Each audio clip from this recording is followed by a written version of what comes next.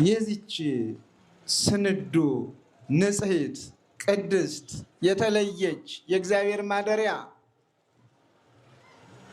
ሰማዕታት ዓለምን ንቀው ሕይወታቸውን መስዋዕት አድርገው ሰጥተው ስማቸው የተከበረባት የተጠራባት ታሪካቸው የተመዘገበባት ጻድቃን ዓለምን በቃን ብለው በዱር በገደሉ በጸሎት በጾም ተግተው ለሰባ ዓለም እየጸለዩ እግዚአብሔርን እያመሰገኑ የኖሩባት ቅድስት ቤተ ክርስቲያን ቅዱሳን መላእክት የሰው ልጆችን ጸሎት ልመና እየተቀበሉ ወደ አምላካቸው ወደ ፈጣሪያቸው የሚያቀርቡባት የእግዚአብሔርን ቸርነት ምሕረት ይቅርታ ወደ ሰው ልጆች የሚያስተላልፉባት የሰው ልጆችን ልመና ጸሎት የሚያሳርጉባት ቅድስት ቤተ ክርስቲያን የዚች ቤተ ክርስቲያን ልጆች መሆን ብቻ አያኮራም?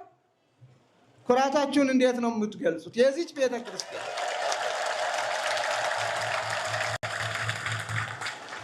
አይደለም የዚች የስንዷ የታላቋ የእግዚአብሔር ግምጃ ቤት ዙፋኑ የሆነችው ቤተ ክርስቲያን ልጅ መባል ይቅርና እንደው ትንሽ ስም ያላቸው ሰዎች እኮ ልጅ መባል ያኮራል አይደል? ትንሽ ስም ያላቸው እኔ እኮ የገሌ ልጅ ነኝ የሚል ገጥሟቸው ያውቅ?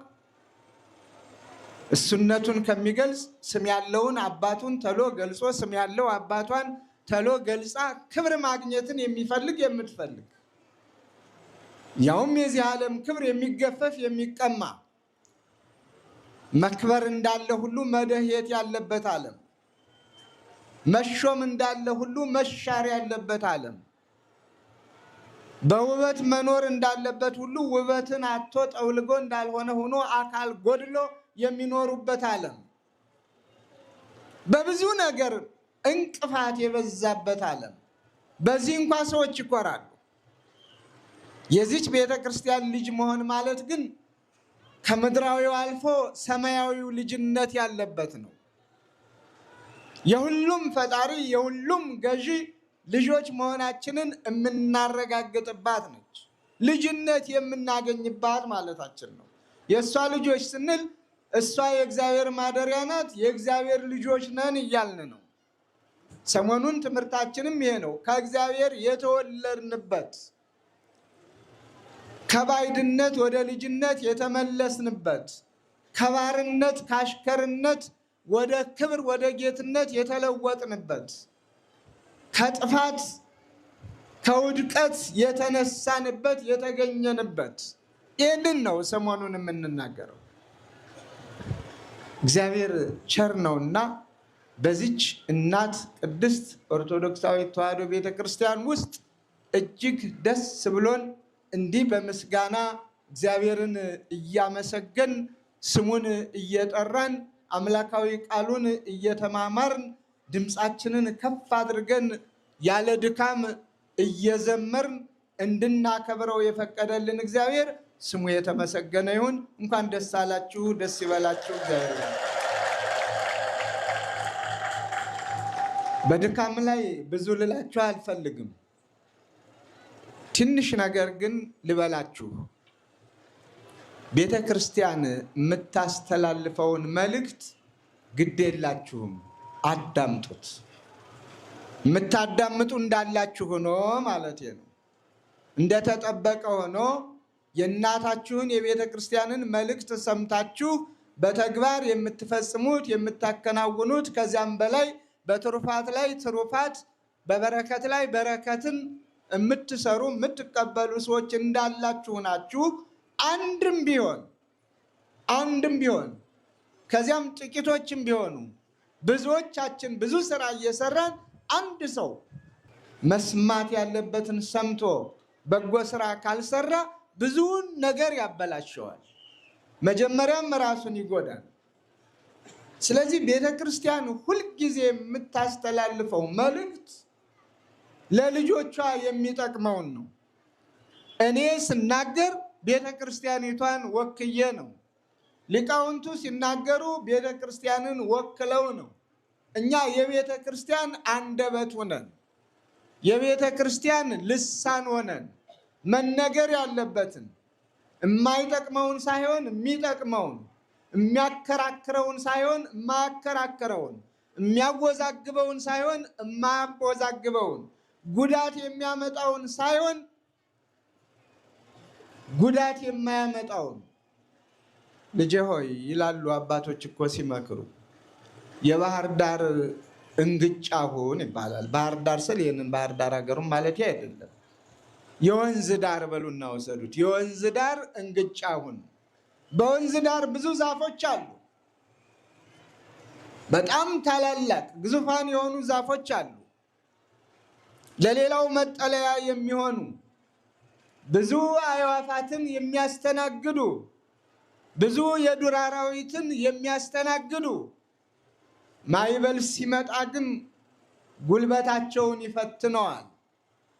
ለጥ ብለው የማሳለፍ አቅምና ብቃትም ስለሌላቸው ሙሉ በሙሉ የመጋፈጥ አቅም ስለሆነ ያላቸው አቅማቸው ሲደክም ገለባብጦ እንዳልነበር አድርጎ ጠራርጎ ይወስዳቸዋል። የወንዝ ዳር እንግጫ ግን እንደዚህ አይደለም። ማዕበሉ ሲመጣ ጸጥ ብሎ ይተኛና ያሳልፈዋል።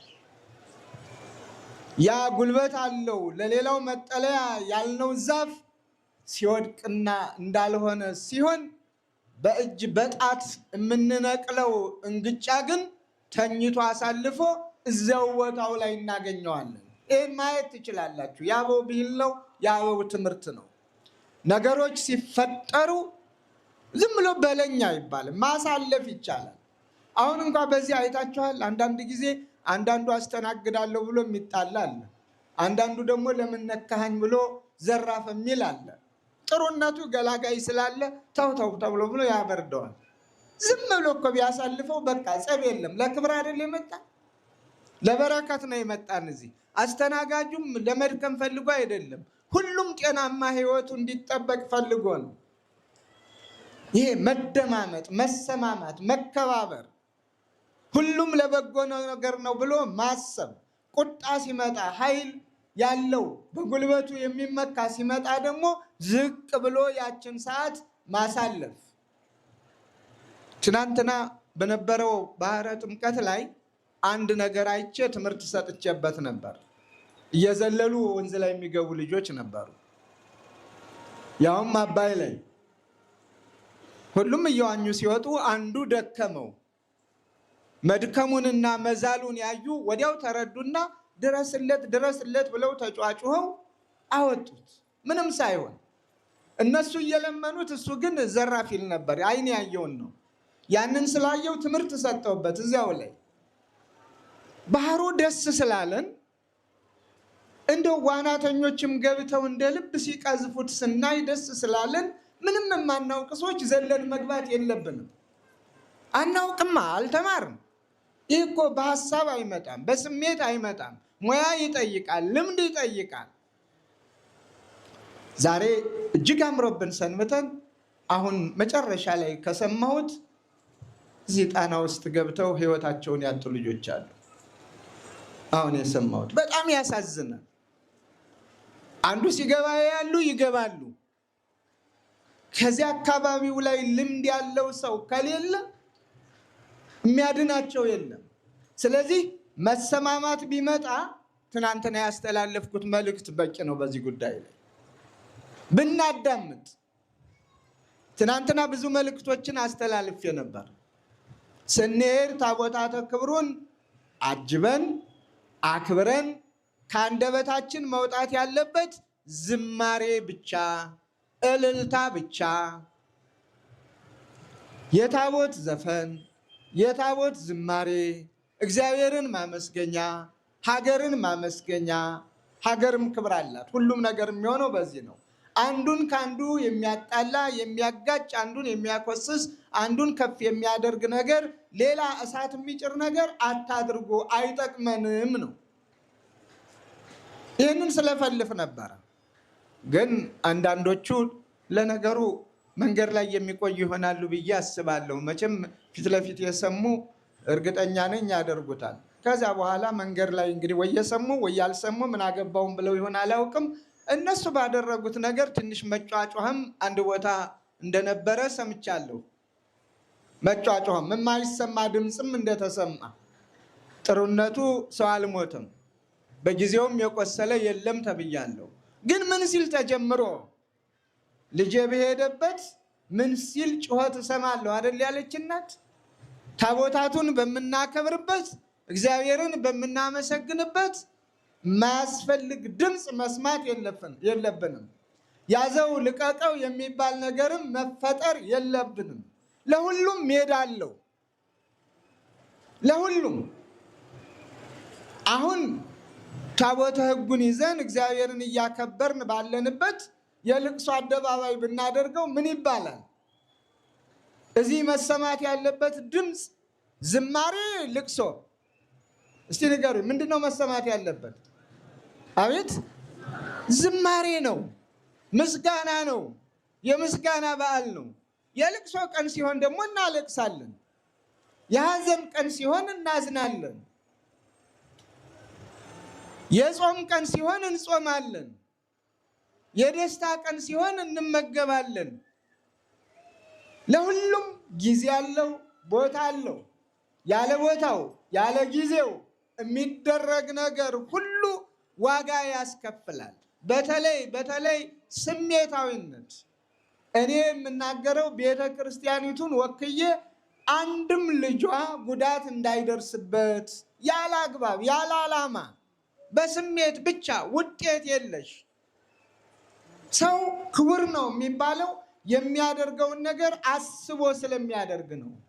ጎጂና ጠቃሚ መሆኑን አስቀድሞ የማየት ብቃት እንዲኖረው ሆኖ የተፈጠረ ስለሆነ ነው።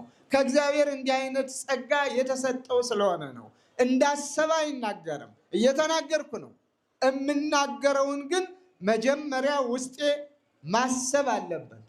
ይህም ብናገረው ያስቀይማል፣ ይህም ብናገረው ሰዎችን ያስተምራል፣ ይህም ብናገረው ያሳዝናል፣ ይህን ብናገረው ደግሞ ያስቆጣል ብዬ ሳላስብ ዝም ብሎ ቃል እንደመጣ በወረውረው እዚያው ላይ እኮ ነገሩ ያልቃል። ዘንባል ዝንበል የሚል እኮ እዚያው ይፈጠራል አይደል? ከዚያም በላይ ሊያልፍ ይችላል።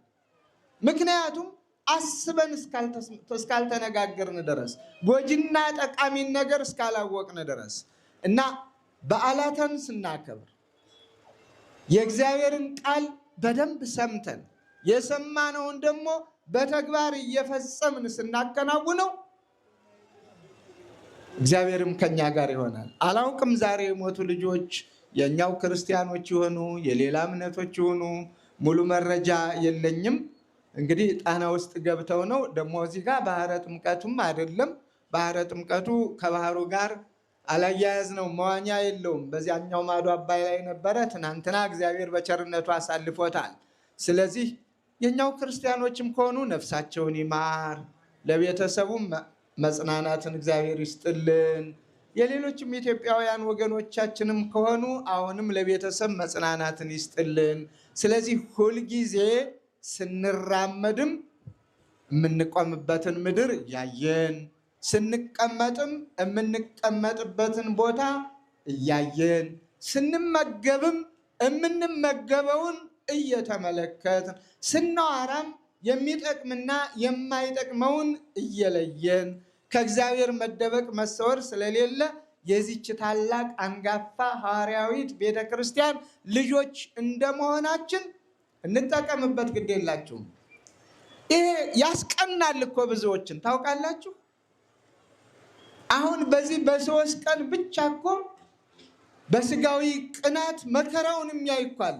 የሁሉ ወጥቶ እልል እያለ እየዘመረ ያለ ድካም ፀሐዩን ተቋቁሞ ረሃቡን ተቋቁሞ ጥሙን ተቋቁሞ ያለምንም ጥያቄ ደከመኝ ሰለቸኝ ሳይል እንደ መላእክቱ ሲዘምር ሲያዩት የሚደሰቱ ብዙዎች እንዳሉ ሁሉ የሚከፉና ውድቀታችንን የሚፈልጉ መኖራቸውን አትርሱ።